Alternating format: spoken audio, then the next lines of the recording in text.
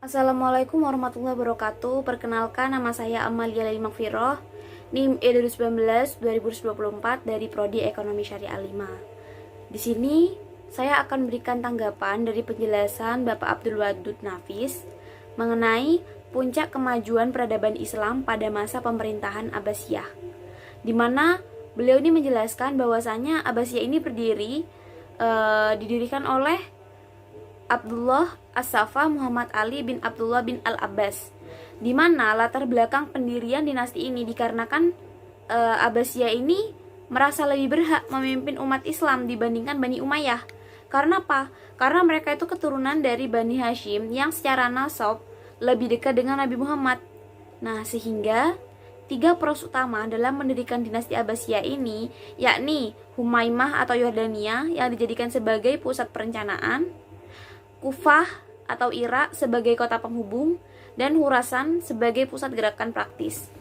Di mana penjelasan pertama dari masa pemerintahan itu ada Abu Abbas As-Safa'ah, yang mana beliau ini memerintah pada tahun 1332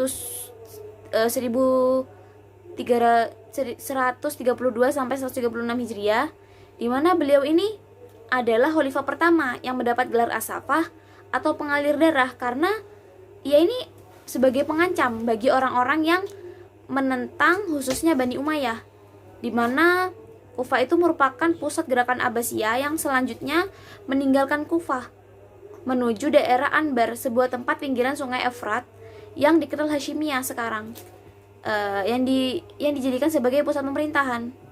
Nah, yang mana selama kepemimpinannya itu ia itu tidak terlalu fokus untuk menaklukkan daerah-daerah lain, karena pertempuran di kawasan Turki dan Asia Tengah itu terus bergejolak. Belum lagi karena kesibukannya mengurus masalah internal untuk menguatkan pilar-pilar negara.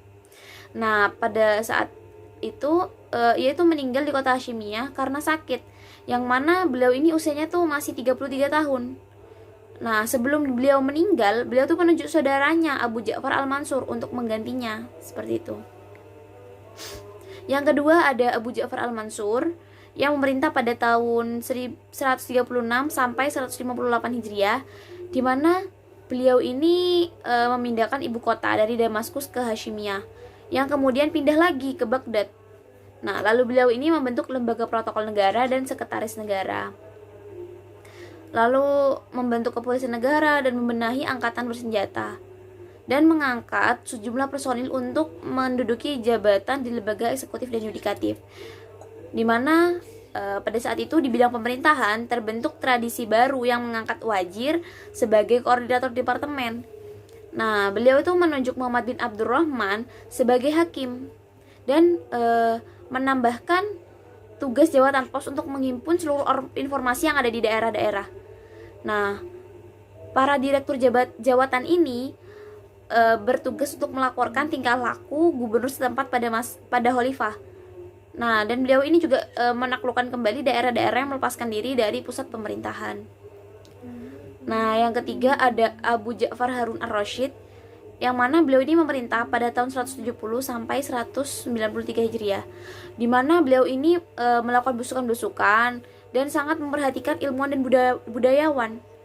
Nah, pada masa ini itu sangat sulit untuk mencari orang agar diberikan zakat, infak, dan sedekah. Nah, semua masyarakatnya ini pada saat itu ya merasa aman untuk keluar tengah malam, dan sangat memperhatikan sarana dan prasarana, sangat giat menerjemahkan buku asing. Nah, pada masa pemerintahannya, kesejahteraan sosial, kesehatan, pendidikan, dan budaya berada pada masa keemasannya itu di sini. Nah, pada masa inilah negara Islam itu menempatkan dirinya sebagai negara terkuat dan tak tertandingi, seperti itu.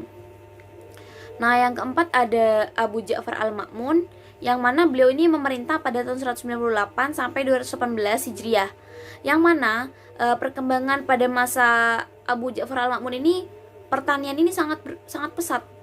Nah, lalu kafilah-kafilah ini mulai datang kembali dan ramai. Nah, lintas dagang dengan Tiongkok melalui dataran tinggi atau Pamir dan jalur laut dari Teluk Persia kembali ramai. Nah, beliau ini juga menyediakan dorongan kuat kepada pengetahuan, ilmu kedokteran, matematika, dan filsafat. Dan beliau ini juga menerjemahkan buku Plato dan Aristoteles yang pernah mengirim utusan kepada Raja Roma, Leo Armenia, untuk mendapatkan karya ilmiah Yunani kuno dan diterjemahkan kepada bahasa Arab di wilayah Islam. Nah, sehingga wilayah Islam itu terus tumbuh pada masa ini seperti itu. Nah, adapun runtuhnya pemerintahan Bani Abbasiyah. Nah, yang terbagi menjadi dua, yakni ada faktor internal dan faktor eksternal. Di mana faktor internal itu karena mayoritas periode Abbasiyah ini mereka tuh lebih mementingkan urusan pribadi ketimbang urusan umum. Nah, yang kedua karena luasnya wilayah kekuasaan Abbasiyah, sementara itu pusat komunikasi antara pusat dengan daerah itu sulit dilakukan. Nah, yang ketiga adanya permusuhan antara kelompok suku dan kelompok agama. Dan yang keempat, semakin merajalelanya korupsi di kalangan para pejabat.